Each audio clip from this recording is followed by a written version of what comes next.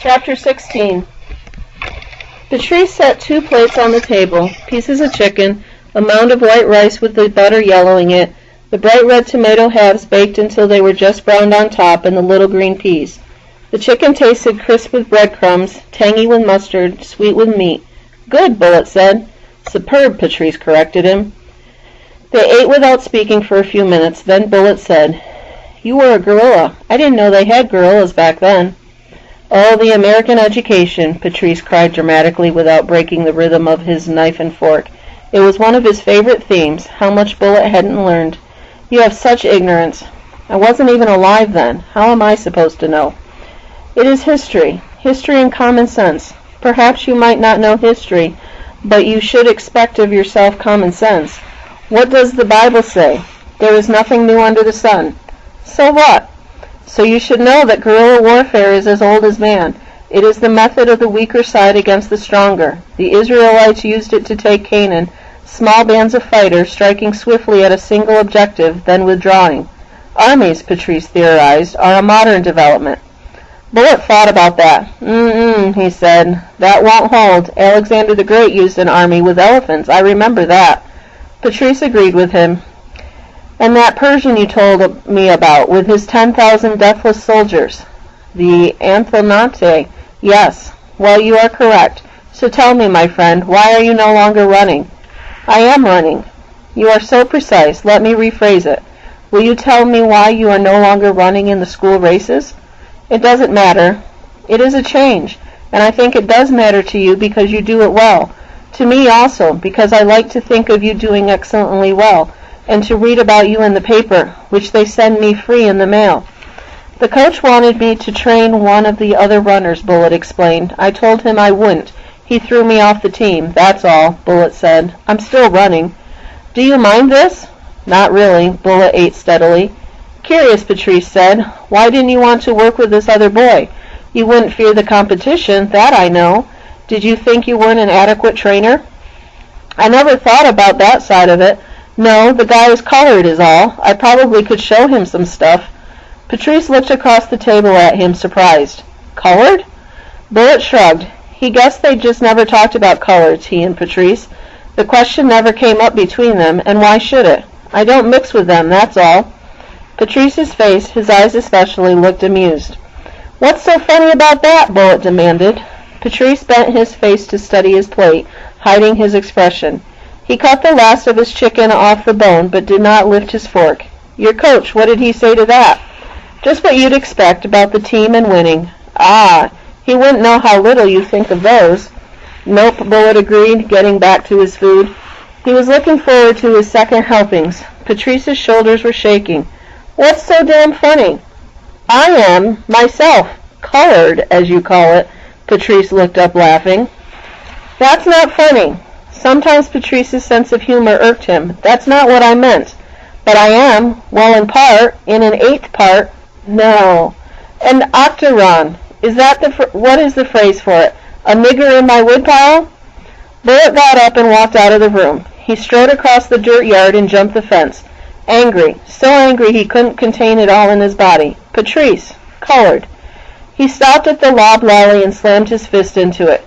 But Patrice was just French. No.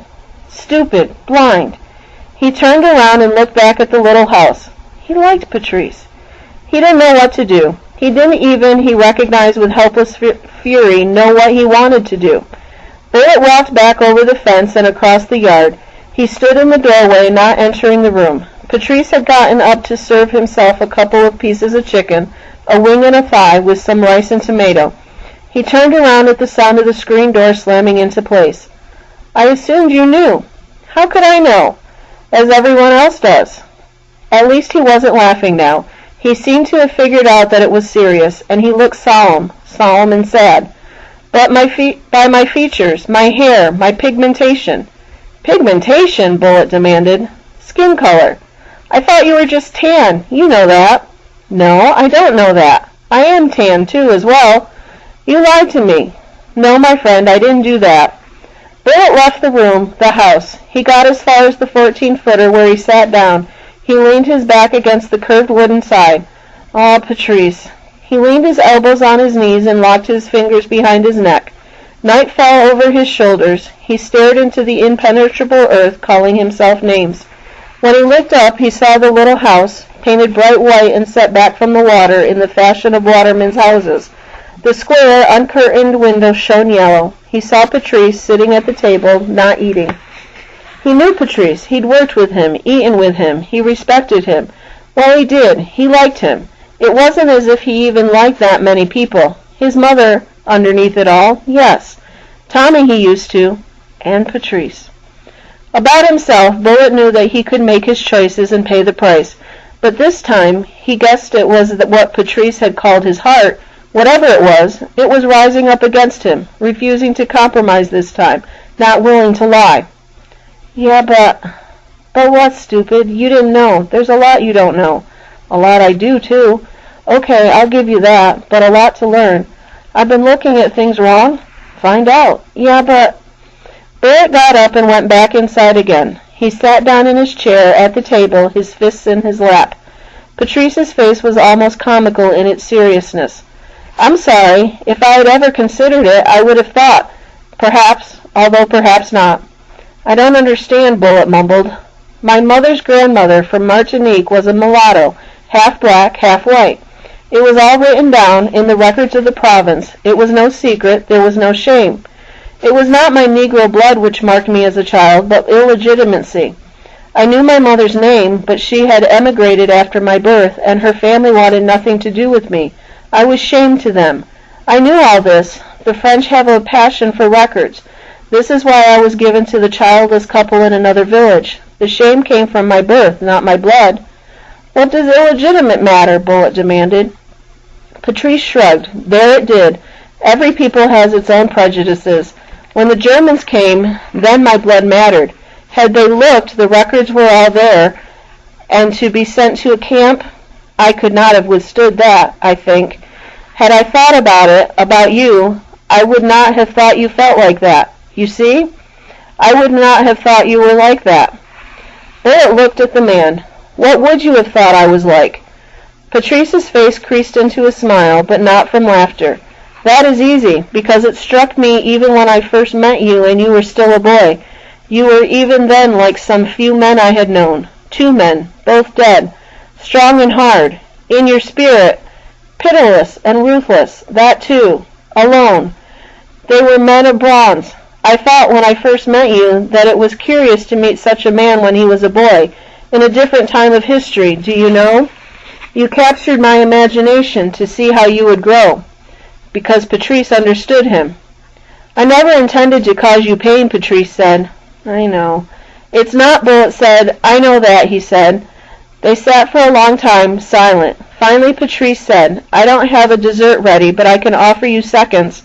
He picked up his fork and knife and started to eat again. Bullitt knew that if he picked up his plate, got another piece of chicken, and sat down to eat it, he was making promises. Promises he would keep, because he kept promises, like his mother, like Liza. Promises to take Patrice as he was, with the colored thrown in.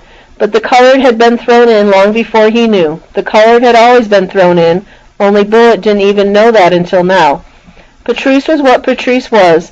Once you got past the colored, which was where Bullitt has always been, up until just that night, Patrice was just himself, just the man he was, which was all Bullitt was, too, or all anyone was. The only thing that mattered was the kind of man you were. Bullitt stood up. Patrice didn't look at him, but his hands stopped moving. How is that chicken cold? Bullitt asked. He picked up his plate and went to the pan on the counter.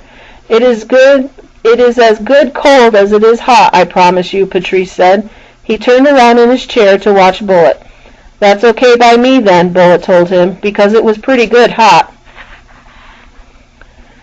The next day, Bullitt stood by the door to the cafeteria, leaning against the wall, watching. People moved past him, leaving the lunchroom, occasionally glancing sideways at him and then away.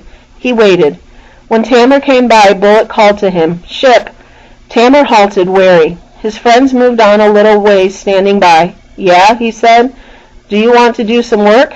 The heavy eyebrows raised, questioning. Running, Bullitt said. What, with you?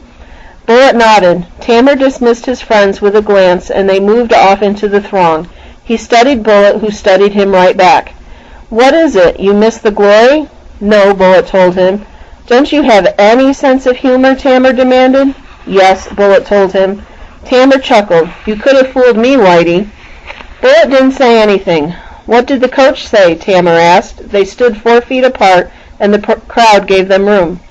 "I haven't said anything to him," Bullet answered. "He'll say that he knew I had team spirit, that I had him worried, that my heart is in the right place." "It isn't, though, is it?" Tammer said. Bullet shrugged. "Then what are you up to?" Tammer asked. "Nothing," Bullet said. "Do you want to do some work or not?" Tammer thought. "It can't do any harm." "Okay, Tillerman, you're on." He moved away. Bullet went to class. They didn't approach the coach together, but Tammer was there when Bullet trotted up at the start of practice. The coach came to greet Bullet and shook his hand. "I knew it," he said happily. "I knew you had some team spirit, kid. It's good to see you." He clapped Bullet on the shoulder. Bullet didn't say anything. "You had me worried, I'll tell you." Bullet flicked a glance toward Tammer's face. The guy was trying not to smile. "But your heart is in the right place, just like I thought." Tammer coughed into his hand. "So, you two guys made up a schedule or anything?" the coach asked. "No," Bullet said. Tammer was still choking away in the background. "I'll leave it up to you, kid. We're gonna have ourselves one hell of a team. One sweet hell of a team," he repeated. "All right, let's get going," he called. "You okay, Ship? You got a cold or something?"